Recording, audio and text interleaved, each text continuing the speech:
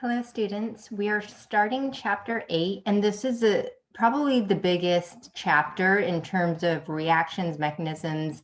So just really take your time, and I'm going to take my time in covering this section as well, just because it's foundational also for chapter 9. So a couple things to pay attention to: mechanisms, which can explain stereochemistry and regiochemistry.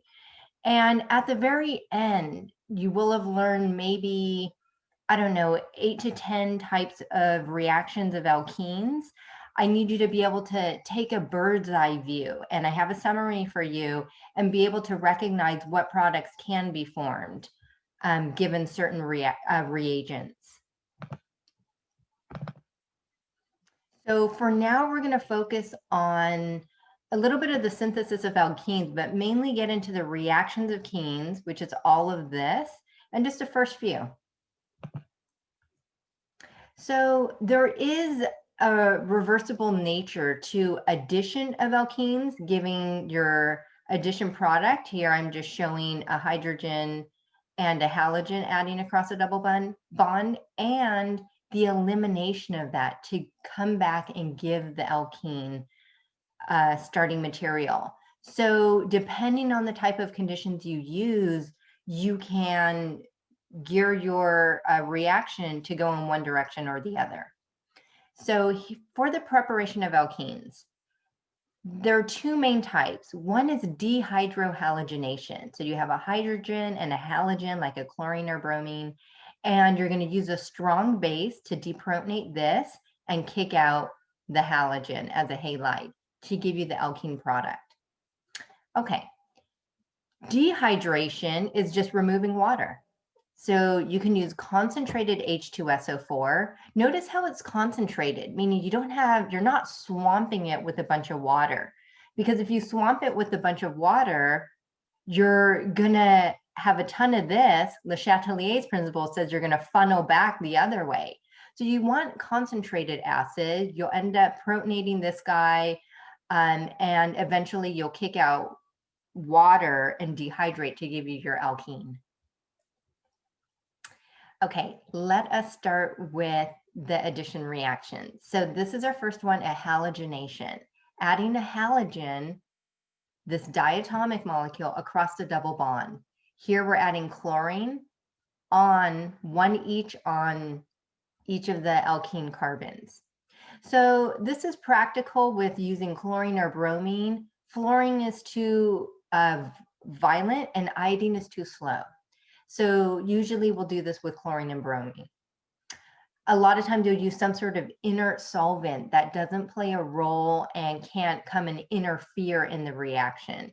Something that's nucleophilic would interfere. So we use, say, carbon tetrachloride or chloroform as a solvent. That'll just be a bystander. Okay, let's see. Halogenation of this cyclic alkene here using bromine gives this product. Look at these. Is this syn or anti? And what that means is you can see that this is trans relative to the face of the plane of the cycloalkane. So what we have overall is anti-addition across the double bond. And I'm going to show you how that occurs. One thing that you want to consider is, how does this reaction occur at all? I'm going to show you what most people would think at the start, which ends up being the wrong mechanism. You might think the alkene attacks the bromine and kicks out the bromide. There is an attack, but it's not this to give the free carbocation intermediate. So just to let you know, bromine you've thought of as nonpolar because they equally pull. There's no difference in electronegativity, but you can have a shift of the electron cloud to give a partial positive and negative. So bromine can act as an electrophile. This sort of attack on bromine can occur, but this mechanism is not consistent with the anti-addition products that we observe. This is what being a scientist is making an observation and ruling out mechanisms that could be operative. So for example, if this occurred, I would have gotten this free carbocation. We know carbocations have 3 groups, and there's this empty p orbital. This is why we're teaching you guys p orbitals. And this is planar, sp2 hybridized. So you can have attack of the bromide from the top or the bottom with equal probability, but we don't see that. We only see anti-attack. So this tells us that this is not occurring. What is occurring is the formation of this bromonium ion. So you basically get attack of the bromine, but simultaneously a lone pair of a bromine will come down and close down to form this 3-membered bromonium ion. And in addition, you're kicking out bromide. The reason why this must happen is because it locks the stereochemistry in place, and the bromide attacks as a nucleophile from the back side. This is what we call a nucleophilic substitution SN2 process, which we'll go into more in detail later. But this is intermediate you have to know, because this is the only way you can explain the sort of stereochemistry. So it can attack the right carbon to open up this ring to give this dibromide. Notice if this Br comes from the bottom, this kicks the left Br to the top. There's also an equal probability of it attacking the right side. So the Br is down here and it's up on the right. That's why we write plus En or plus enantiomer. And the enantiomer is just this Br is down, the one on the right is up. Okay, you guys predict the products, and you guys can draw these with dashes and wedges. And it may be different than what I show here, but give it a stab. Pause and write the products. Okay, so what I did was I made sure the bromines were anti, so I made those lines. You could have done 1 wedge, 1 dash for the bromine. That's totally fine. But what you do need to do, and I'm showing the enantiomer here, is make sure the bromines are anti. Also look at your starting alkene. Your starting alkene, the methyls are cis to each other, so they better be cis in the product. Both are up here. And the hydrogens, which were cis, are both down. For the second one, the bromine, because of anti-attack, will be anti. And then in this case, the methyls are trans. So 1 methyl down, 1 methyl up. Again, you might have drawn this differently with maybe the bromines dashed and wedged, which is fine. But so for example, you could have put the bromine here and the bromine here, and that would have been fine. Just be consistent. This one in particular does have a plane of symmetry. If you rotated this bromine flat, you would have seen that there's a plane of symmetry, so it's meso. So notice, depending on the stereochemistry, the geometry, cis-trans geometry of the alkene starting material, you can have different stereochemistry of product. Second reaction, a Halohydrin formation.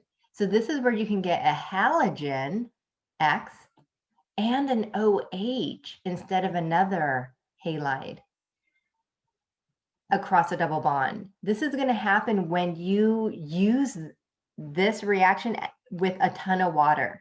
So at high water concentration, you form that intermediate bromonium ion, but it's intercepted by water. So instead of bromide coming in and opening it up, you have a ton of water, it swamps it out and it opens it up, and you get OH. So the water attacks here, opens up the ring. You get water. Notice the formal charge. This isn't neutral yet. We're not done. But notice you have your Br and OH, or water, anti, plus the enantiomer. And there's one more step we need to do. You need to do what's called a proton transfer. Another water molecule floating around will pick off an H+, and that bond will break, and the lone pair will form from the 2 electrons in the bond, generating your OH, neutral, and a Br. Pay very close attention to these proton transfer steps. That's one of the most common things I see missing when I have students write mechanisms. So this is called a bromohydrin. This isn't that important. This is a chlorohydrin. So Cl2 across the double bond plus water will give me this chlorohydrin. If I didn't add water here in this reactant as a reagent here, you would get ClCl. But when I add water with the halogen, you get ClOH. Okay, let's look at a regiochemistry now. What happens if you don't have a symmetric alkene? Here I have 2 methyls on one side and 2 H's on the other. So you'll form your bromonium ion and bromide will open it up, which is fine. You'll get this dibromo product.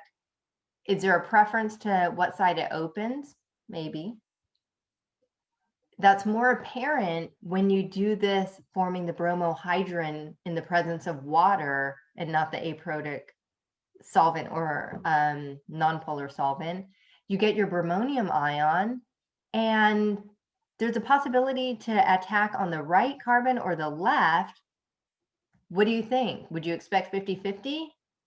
Apparently not, because the only product observed is the one attacking here at the more substituted carbon. None of this lower product is observed. Why? Because, as you recall, the more substituted carbon you have, the more it can stabilize a positive charge. And it's called hyperconjugation. And basically there's more groups that can donate into the center. So if there's a preference, there's a partial positive charge on this carbon, the more nucleophilic water will come in and attack the more positive just because plus attracts minus. So in this case, if you have a choice to go between more substituted or less, attack on the more substituted. Okay, now you're in that situation. You guys go ahead and pause this and predict the products.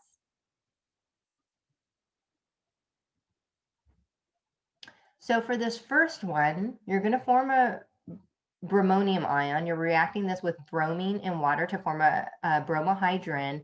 And then you're going to attack here on the more substituted carbon with the OH.